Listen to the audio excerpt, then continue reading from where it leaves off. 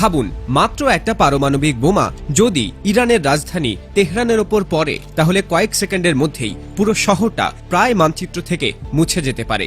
লাখ লাখ না, কয়েক লক্ষ থেকে কোটি কোটি মানুষ মুহূর্তেই মারা যেতে পারে। আর যারা বেঁচে থাকবে তাদের জীবন আর কখনো আগের মতো থাকবে না। বর্তমান পৃথিবীতে অনেক দেশের কাছেই পারমাণবিক অস্ত্র আছে, আর এই অস্ত্রগুলো এত শক্তিশালী যে একটা বড় শহর ধ্বংস করার জন্য মাত্র একটা বোমাই যথেষ্ট হতে পারে।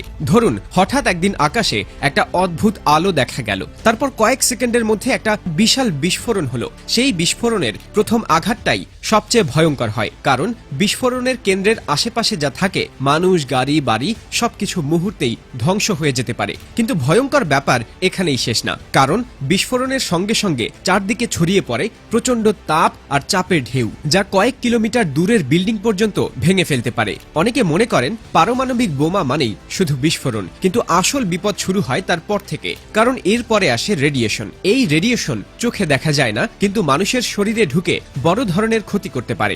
অনেক মানুষ বিস্ফোরণের সময় বেঁচে গেলেও পরের দিনগুলোতে অসুস্থ হয়ে পড়তে পারে। এখন একটা গুরুত্বপূর্ণ প্রশ্ন হলো, আজকের পারমাণবিক বোমা কি আগের মতোই? না, হিরোশিমা আর নাগাসাকিতে যে বোমা ব্যবহার হয়েছিল সেগুলো ছিল তুলনামূলকভাবে ছোট শক্তির। আজকের অনেক আধুনিক পারমাণবিক অস্ত্র তার চেয়ে কয়েক গুণ বেশি শক্তিশালী। অর্থাৎ আজ একই ধরনের ঘটনা ঘটলে ক্ষয়ক্ষতির পরিমাণ আরো বেশি হতে পারে। এখন ভাবুন, যদি একটা না একসাথে কয়েকটা পারমাণবিক বোমা ব্যবহার করা হয়, তখন শুধু একটা শহর না, পুরো একটা অঞ্চল ধ্বংস হয়ে যেতে পারে। এই কারণেই পারমাণবিক যুদ্ধকে পৃথিবীর সবচেয়ে ভয়ঙ্কর যুদ্ধ বলা হয়। আরেকটা ভয়ঙ্কর বিষয় হলো, পারমাণবিক যুদ্ধ কখনো ধীরে ধীরে বাড়ে না। একবার শুরু হলে দুই পক্ষই খুব দ্রুত সবচেয়ে শক্তিশালী অস্ত্র ব্যবহার করতে পারে, কারণ সবাই জানে যদি শত্রু আগে আঘাত করে তাহলে পরে আর পাল্টা আঘাত করার সুযোগ নাও থাকতে পারে। এই কারণেই পারমাণবিক যুদ্ধ খুব দ্রুত বড় আকার নিতে পারে। এখন ধরুন, বড় আকারের পারমাণবিক সংঘর্ষ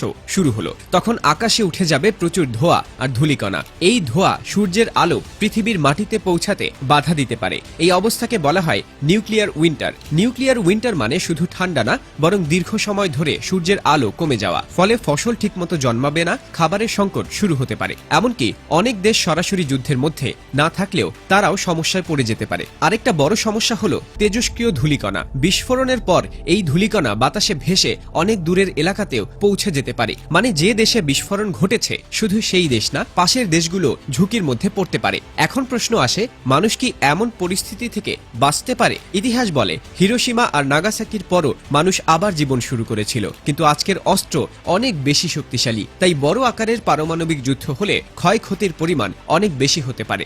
সবচেয়ে ভয়ঙ্কর বিষয় হলো, এই ধরনের যুদ্ধের প্রভাব শুধু কয়েক ঘন্টা বা কয়েক দিনের জন্য না, এর প্রভাব থাকতে পারে অনেক বছর ধরে। মাটি দূষিত হয়ে যেতে পারে, পানি দূষিত হয়ে যেতে পারে, অনেক জায়গা দীর্ঘ সময় ধরে মানুষের বসবাসের অযোগ্য হয়ে পড়তে পারে। ভাবুন তো, একটা যুদ্ধ যেখানে শুধু সেনাবাহিনী না, সাধারণ মানুষই সবচেয়ে বেশি ক্ষতিগ্রস্ত হয়। একটা যুদ্ধ যেখানে জয় মানে আসলে কেউই সত্যিকারের জেতে না। এই কারণেই পৃথিবীর বড় বড় দেশগুলো পারমাণবিক যুদ্ধ এড়ানোর চেষ্টা করে, কারণ সবাই জানে এই যুদ্ধ শুরু হলে এর ফলাফল শুধু একটি দেশের জন্য না, পুরো পৃথিবীর জন্য ভয়ঙ্কর হতে পারে। তাই শেষ পর্যন্ত একটা প্রশ্ন থেকেই যায়, যদি সত্যি এমন যুদ্ধ শুরু হয়, তখন কি পৃথিবীর কোথাও কেউ নিরাপদ থাকবে?